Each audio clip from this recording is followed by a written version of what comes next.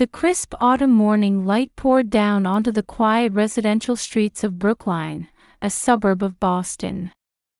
Orange sunbeams streamed into the Wilson family's predominantly white kitchen. At 6:30 in the morning, maple leaves swayed in the breeze, heralding the start of a new day. Melissa was busy preparing breakfast. Her brown hair, which fell just below her shoulders, was tied back in a ponytail, and she wore intellectual-looking glasses. Dressed in a freshly pressed blouse and navy pantsuit, she was preparing herself mentally for another day at the office. At the island kitchen counter, her husband Robert was reading the newspaper. Tall and well-built, wearing a suit with his hair neatly styled, there was a hint of anxiety visible in his expression.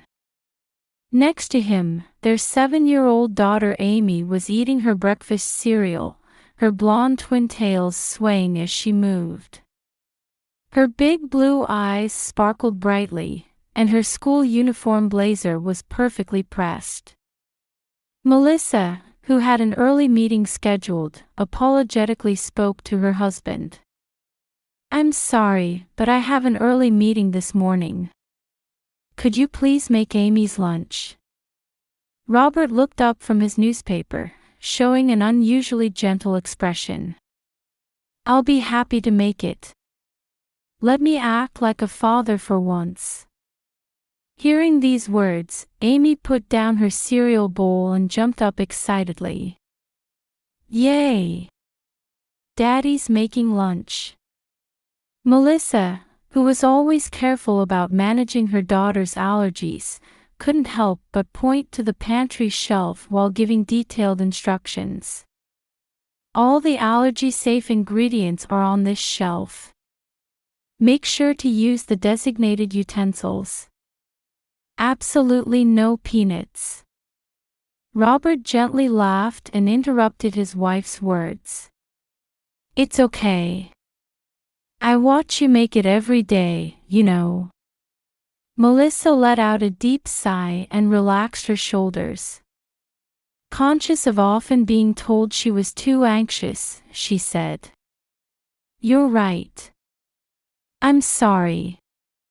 I might be worrying too much."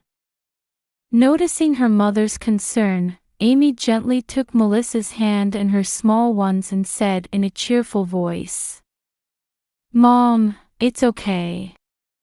I'll be careful." Melissa smiled while softly patting her daughter's head. "That's right. You're such a responsible girl." When it was time to head to the door, Melissa turned back one last time to look at her family. While adjusting her bag on her shoulder, she couldn't help but add one more reminder out of worry. "Just to be sure, I've updated the allergy information on Amy's lunch card.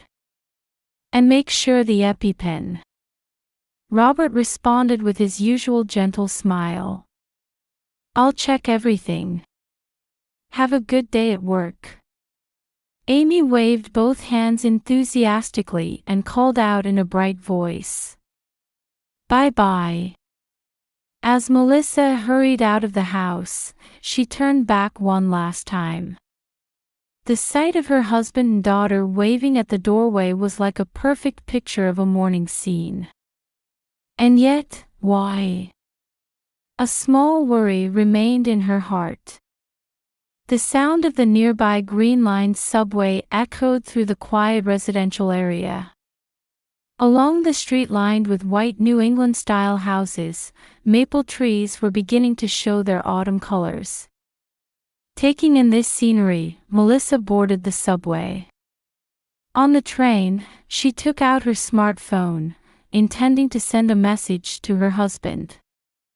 Her fingers hesitated over the screen. "Please be careful with Amy's lunch. Only use the allergy-safe ingredients."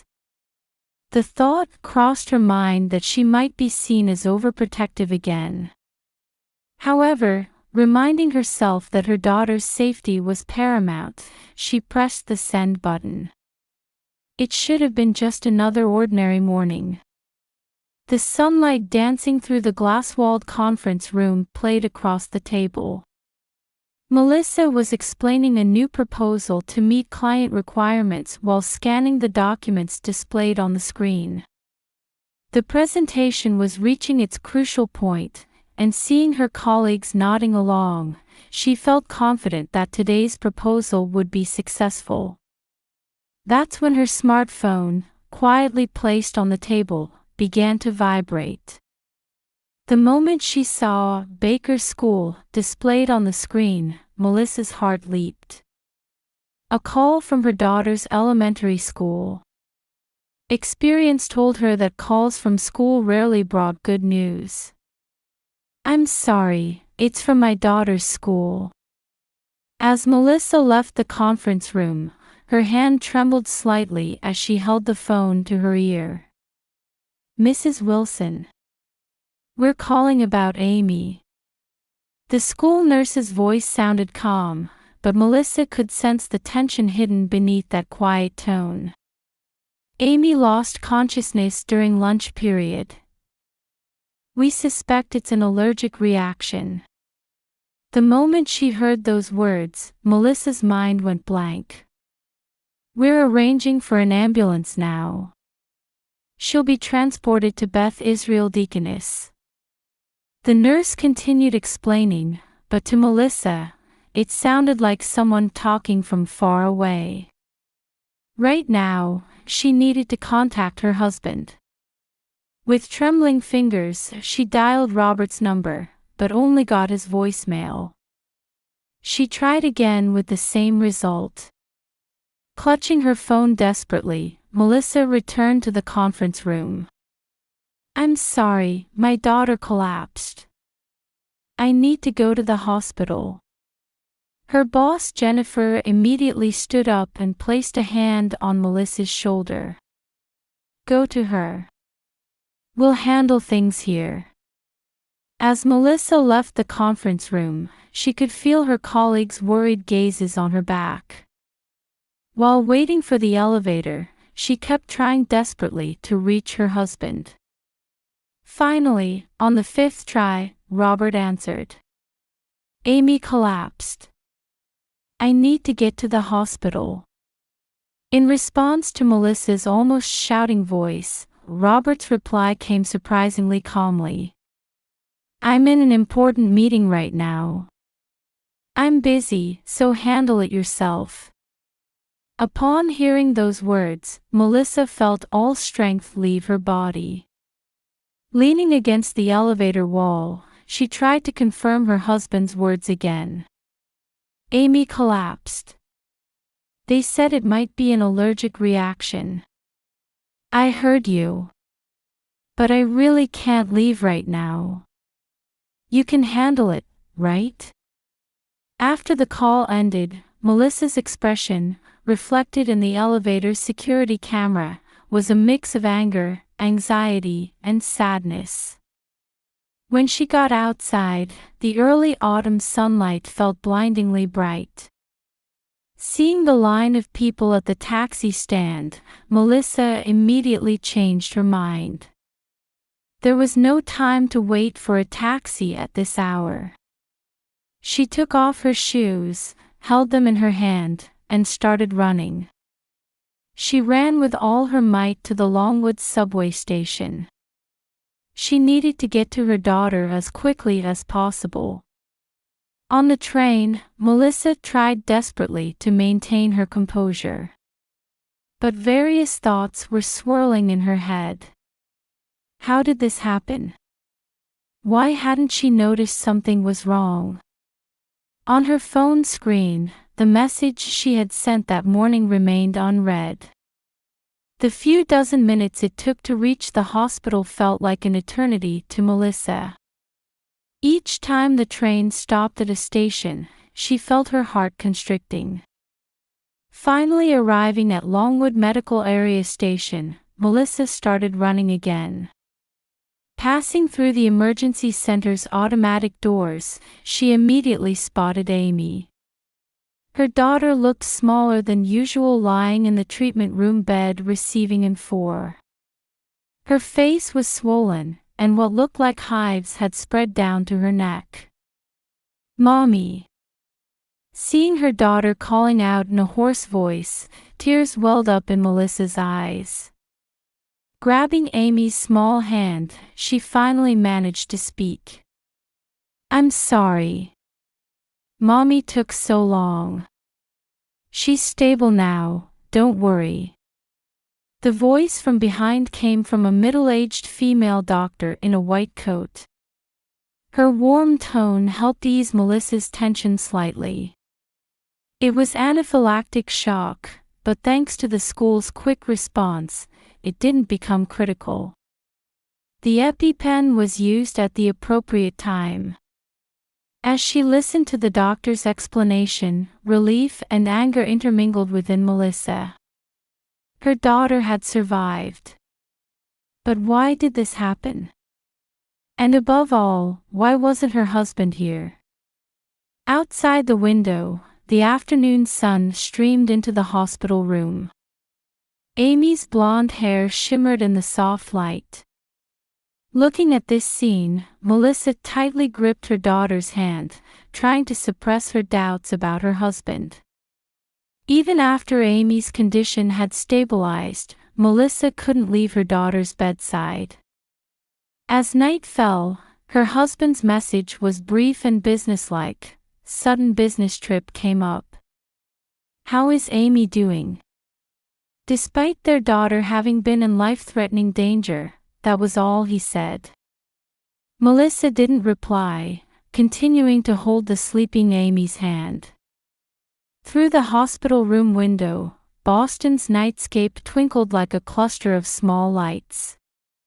Morning came, and Amy was cleared for discharge. The doctor gave detailed instructions for care, which Melissa recorded in her phone's notes. When they returned home by taxi, an unfamiliar luxury car was parked in front of their house. Entering the house, they found Robert in the living room.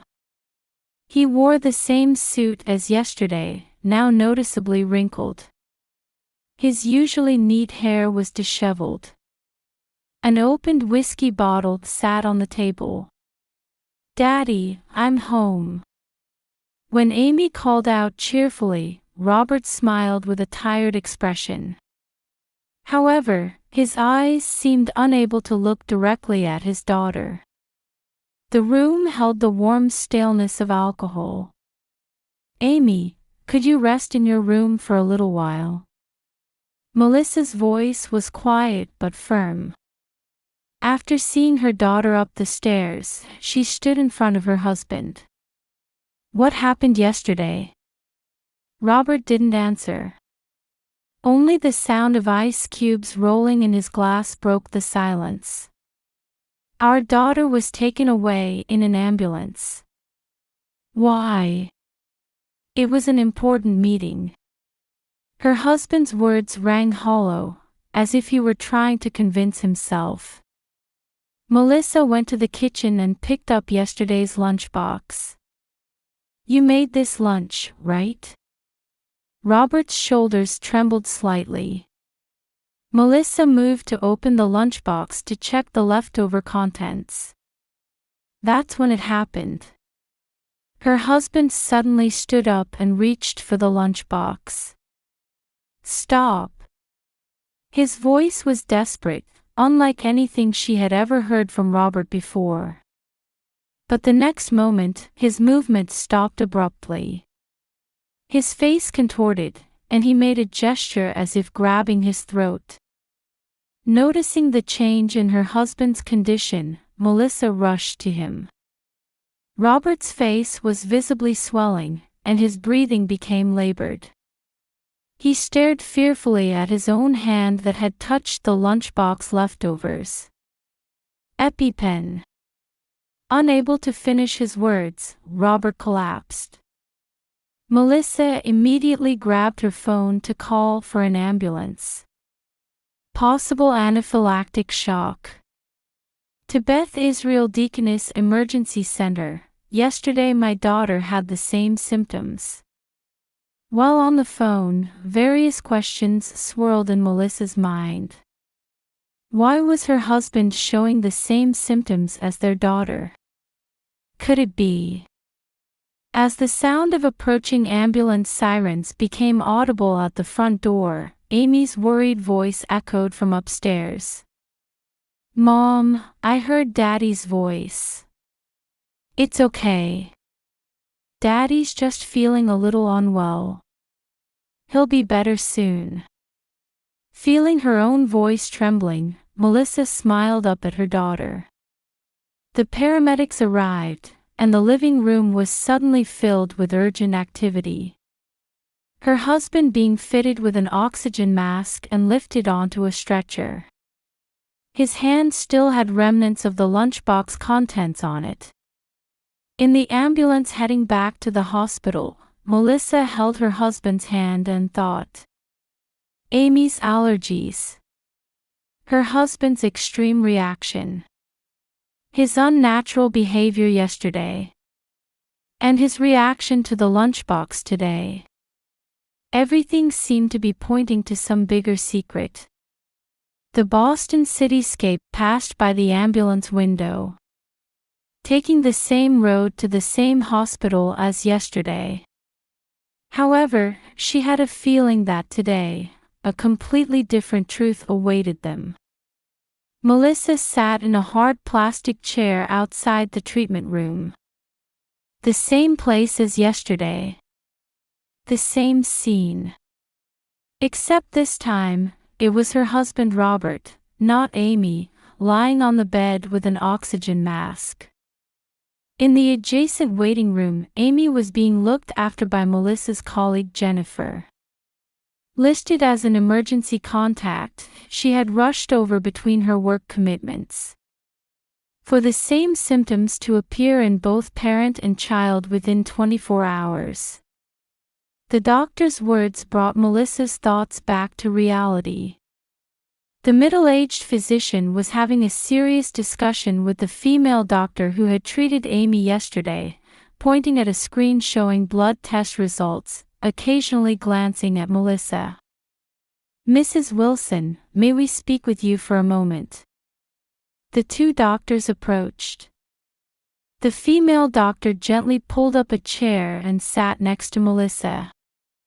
"Your husband's symptoms are identical to your daughter's from yesterday.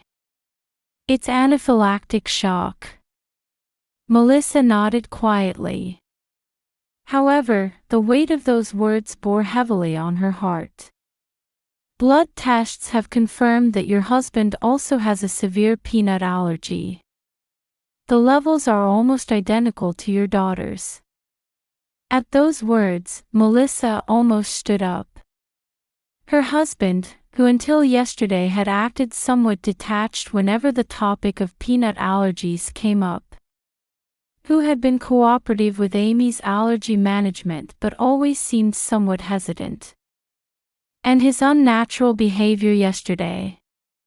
Everything was starting to connect. But why until now? You weren't aware of his allergy history? Melissa shook her head at the doctor's question. Married for 8 years. During that time, her husband had never once mentioned allergies.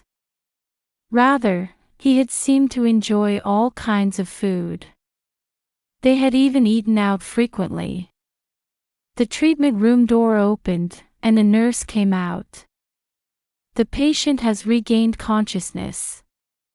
He's still a bit groggy, but able to talk." Melissa took a deep breath and reached for the door.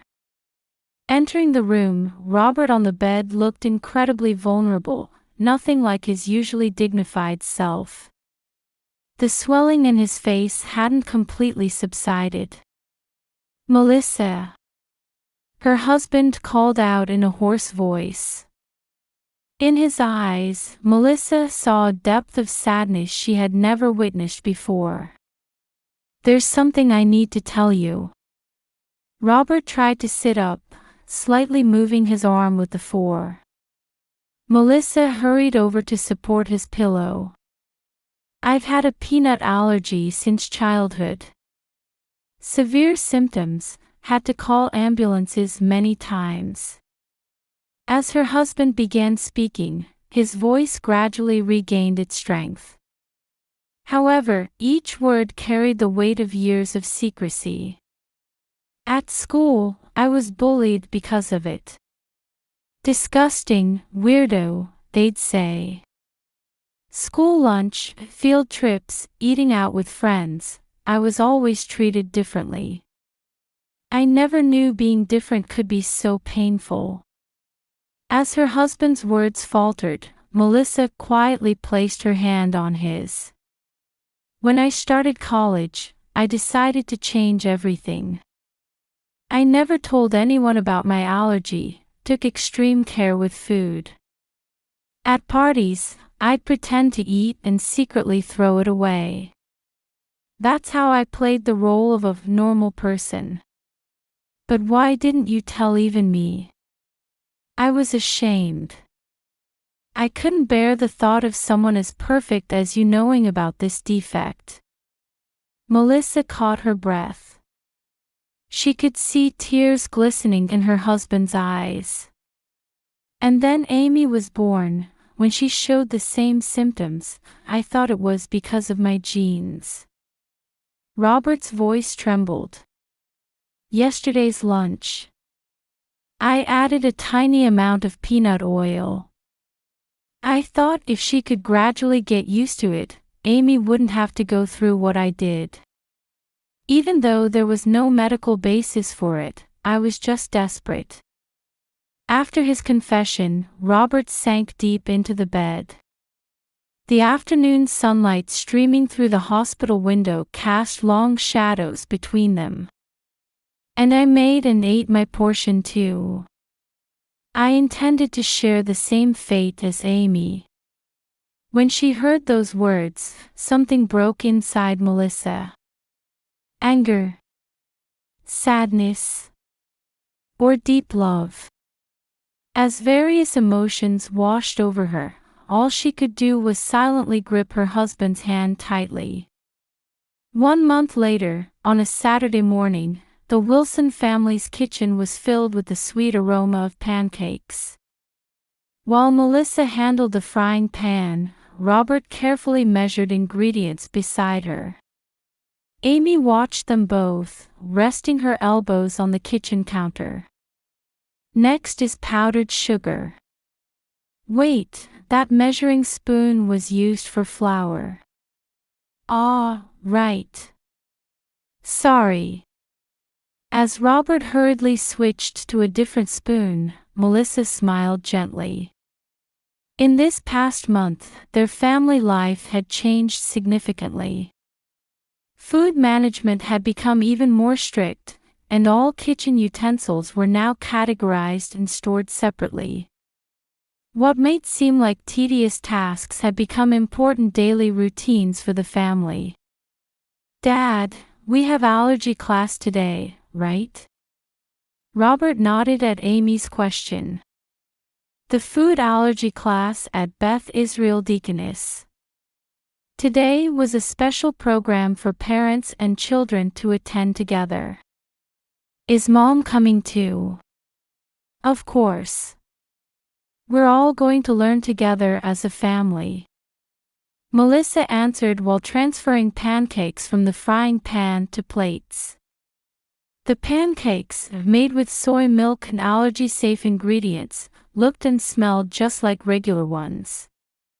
Over the past month, Melissa had researched various recipes, increasing the number of dishes the family could safely enjoy together. As the family sat at the table, warm pancakes were laid out before them. Robert's hand trembled slightly as he carefully poured syrup with his knife. Time to eat. Amy's bright voice rang through the room. The autumn sunlight streaming through the window gently illuminated the family's smiling faces. On their way back from the hospital, the three stopped at a neighborhood park. Under maple trees beginning to show their fall colors, Amy ran around stepping on fallen leaves. Watching her, Melissa and Robert sat down on a bench. The counseling was good. Yes. Being able to talk honestly made me feel like a weight was lifted. The family counseling sessions they attended as a couple. There, they had gradually put into words their mutual anxieties and fears. How they had both sought perfection too much. The weight of keeping secrets. And their hopes for the future. Something interesting happened at work yesterday. Melissa began quietly. Prompted by recent events, she had proposed starting a support group at her company for employees with food allergies. The initiative had received an unexpectedly strong response. Our experience might be able to help someone else. Robert silently squeezed his wife's hand. What he once thought was a weakness might now become a strength to help others. This shift in perspective was a significant change. Dad, Mom, look. Amy came running over with her arms full of fallen leaves.